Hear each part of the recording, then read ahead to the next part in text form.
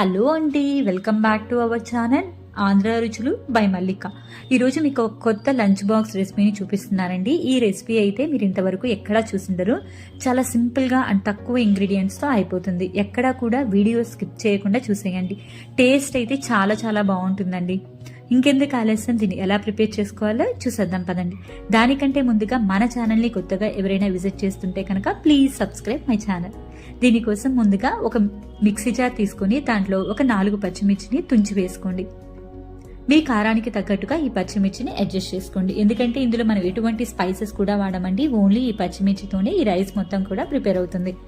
ఇందులోనే కొన్ని ఎండు కొబ్బరి ముక్కలు తీసుకోండి. మీ దగ్గర ఉంటే పచ్చి కొబ్బరి ముక్కలైనా వేసుకోవచ్చండి. దీంట్లోనే కొంచెం రాళ్ళుప్పు వేసుకోండి. దీని మొత్తాన్ని కూడా కచ్చా పచ్చగా గ్రైండ్ చేసుకోండి. మరీ మెత్తగా ఉండకూడదు, అలా అని మరీ తొక్కగా కూడా ఉండకూడదండి. ఈ విధంగా ఉంటే సరిపోతుంది. ఇప్పుడు దీన్ని పక్కన పెట్టేసుకుందాం. స్టవ్ వెలిగించుకొని దాని మీద ప్రెషర్ కుక్కర్ పెట్టుకోండి. దీంట్లో ఒక 4-5 టేబుల్ స్పూన్ల వరకు ఆయిల్ వేసుకోండి.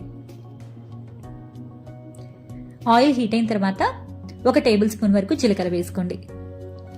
దీంట్లోనే ఒక పెద్ద ఉల్లిపాయని చిన్న చిన్న ముక్కలుగా కట్ చేసుకొని వేసుకోండి.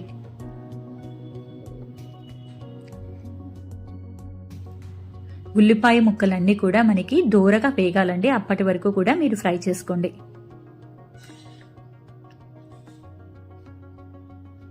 చూస్తున్నారు కదండి, మనకి ఈ విధంగా వస్తే సరిపోతుంది. ఇప్పుడు ఇందులోనే మనం మిక్సీ పట్టుకున్న పచ్చికారాన్ని కూడా వేసుకుందామండి.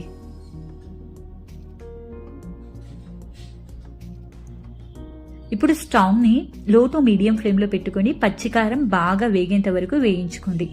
ఈ పచ్చికారం వేగకపోతే మనకి వాసన వస్తుందండి, పచ్చి వాసన. ఇది బాగా వేగితే కొంచెం బయటికి ఆయిల్ రిలీజ్ అవుతుందండి. అప్పటి వరకు కూడా మీరు దీన్ని ఫ్రై చేసుకోండి.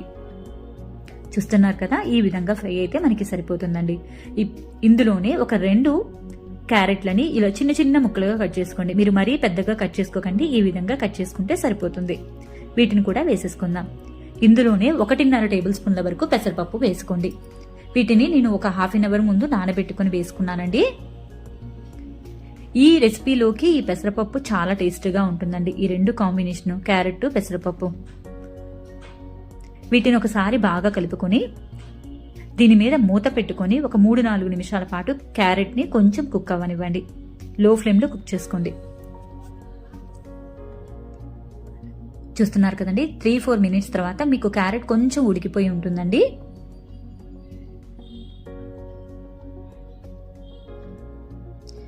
ఇప్పుడు మరోసారి బాగా కలబెట్టుకొని దీంట్లోకి 1 గంట ముందు నానబెట్టుకున్న బాస్మతి రైస్ ని వేసుకుందాం. వాటర్ తీసేసి వేసుకోండి. ఈ విధంగా ఇందులోనే సన్నగా తరిగిన కొత్తిమీరను వేసుకోండి. ఒకసారి వీటన్నిటిని కూడా బాగా కలపెట్టుకోండి. చాలా నిదానంగా కలబెట్టుకోండి. నానబెట్టిన బాస్మతి రైస్ విరిగిపోయే ఛాన్స్ ఉంటుంది.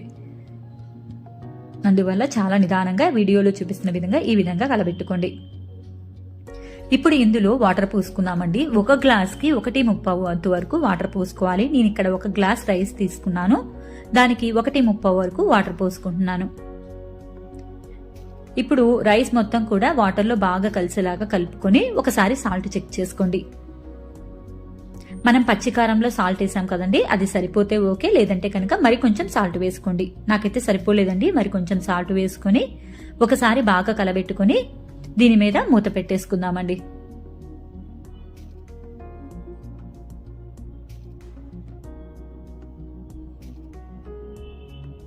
ఇప్పుడు మీడియం ఫ్లేమ్ లో ఒక 3 విజిల్స్ రానివ్వండి, సరిపోతుంది. 3 విజిల్స్ అయితే వచ్చేసినాయండి. ఇప్పుడు చూస్తున్నారు కదా ఎంత పొడి పొడిలాడుతూ వచ్చిందో రైస్ అయితే. ఇప్పుడు దీన్ని ఒక సర్వింగ్ ప్లేట్లోకి సర్వ్ చేసుకోండి. అంతేనండి, ఎంతో టేస్టీగా ఉండే క్యారెట్ రైస్ రెడీ అయిపోయింది. చాలా మైల్డ్ స్పైస్ గా ఉంటుంది. పిల్లలు కూడా చాలా ఇష్టంగా తింటారు. మీకు కనుక ఈ రెసిపీ నచ్చినట్టయితే మీ ఫ్రెండ్స్ అండ్ ఫ్యామిలీకి షేర్ చేయండి. అండ్ మరిన్ని ఇలాంటి హెల్తీ అండ్ టేస్టీ రెసిపీస్ కోసం మన ఛానల్ని సబ్స్క్రైబ్ చేసుకొని కింద ఉన్న నోటిఫికేషన్ బటన్ని ప్రెస్ చేయండి. Thank you all for watching.